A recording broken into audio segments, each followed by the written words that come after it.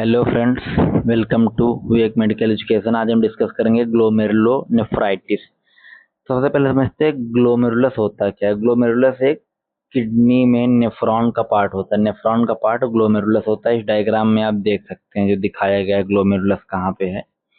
मैंने डायग्राम को थोड़ा जूम किया, यहाँ आप देख सकते हैं ये ग्लोमेरुलस होता है। ठीक है,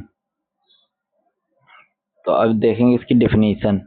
आइटिस लग रहा है मतलब इन्फ्लामेशन होगा ग्लोमेरुलोनेफ्राइटिस नेफ्रॉन के ग्लोमेरुलस में। It is inflammatory process of glomerular portion of kidney due to changes in the immune system. यहाँ पे किडनी लिखा है, यहाँ पे न्यूरॉन नेफ्रॉन भी लिख सकते हो। न्यूरॉन सॉरी, न्यूरॉन तो नर्वस सिस्टम का, नेफ्रॉन आता है इसमें।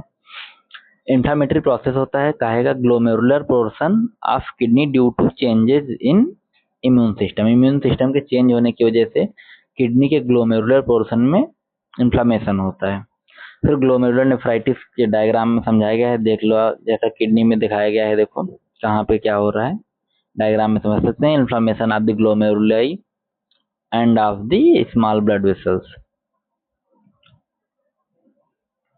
काज इसका क्या होगा, it is an immunological disorder, autoimmune जिसको कहते हो, that occurs in response to either endogenous antigen or exogenous antigen।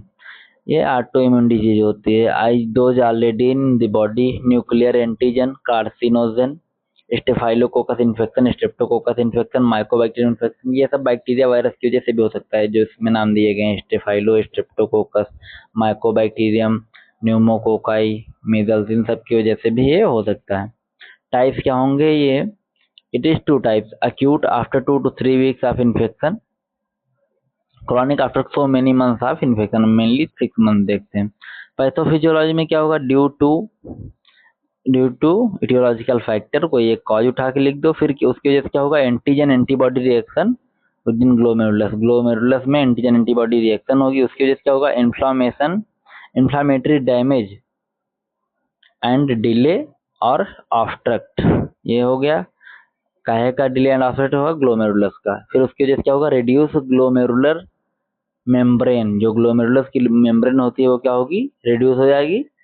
Membrane capacity, उसकी जो कैपेसिटी वो रिड्यूस होगी फॉर सेलेक्टिव परमेबिलिटी के लिए। साइन सिम्टम इसमें क्या होंगे, dark colour urine, oliguria. Oliguria का मतलब होता है जब यूरिन आउटपुट 400 ml से कम जाता है पर डे, से ओलिगोयूरिया बोलते हैं। प्रोटीनूरिया, अगर यूरिन में प्रोटीन प्रेजेंट है तो प्रोटीनूरिया। हिमैचूरिया मतलब अगर ब्लड प्रेजेंट है यूरिन में तो हिमैचूरिया। फिर हाइपरटेंशन पता ही है, बीपी जब बढ़ता है वो दिखेगा। हेडेक सबको होता है पता है।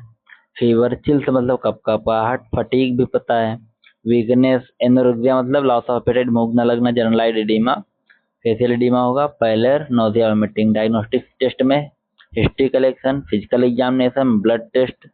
ब्लड टेस्ट किस लिए, बन और क्रिएटिनिन। बन का नॉर्मल लेवल कितना होता है, तो 6 से 20 mg पर डीएल, और क्रिएटिनिन का नॉर्मल लेवल 0.6 टू 1.2 होता है normal.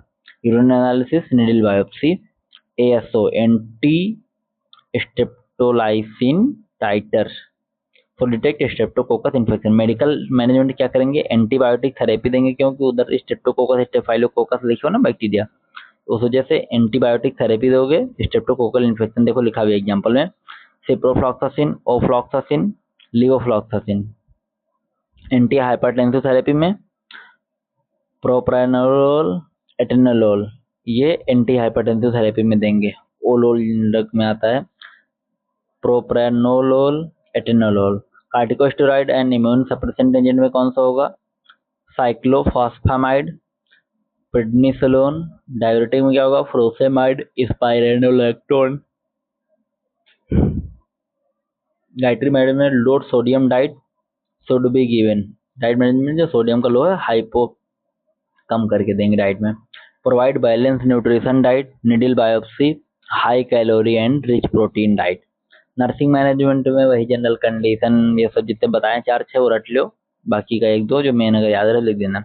Fluid volume excess related to decrease fluid excretion by kidney. Nursing intervention में क्या होगा, maintain fluid intake, fluid intake maintain करोगे। मैंने इसे डायग्नोसिस में ऊपर वाली में नहीं लिखा है, एविडेंस फाइल का एविडेंस फाइल खुद से लिखो। Maintain fluid intake, monitor daily intake and output. अच्छा लग रहा हो तो लाइक वाइक कर लो। सब्सक्राइब कर लो चैनल को, तो उसे MCQ मिलेंगे, नोटिफिकेशन आ जाए तो देख लेना, ना आए तो ना देखना। Check weight daily, imbalance in nutrition less than body requirement related to anorexia and altered renal function। Nursing intervention में provide sodium restricted diet, provide high calorie diet, control protein diet, risk for impaired skin integrity related to edema, decrease active nursing intervention, prevent the complication, provide good hygiene massage। तो ये सब ये disease condition में है, इसके भी screenshot ले लो, like share subscribe कर लो इच्छा हो तो। और भी इसमें MCQ पड़े हैं 200, इस चैनल पे जाके देख लो। यूरिनरी सिस्टम के 200 MCQ हैं, नर्वस सिस्टम के भी 150 MCQ हैं। हर सिस्टम वाइज मैंने MCQ अपलोड किया है, कुछ के नहीं अपलोड हैं, वो अपलोड हो जाएंगे। और सभी सब्जेक्ट इस चैनल पे पढ़ाए गए हैं, जाके देखना हो तो देख लो।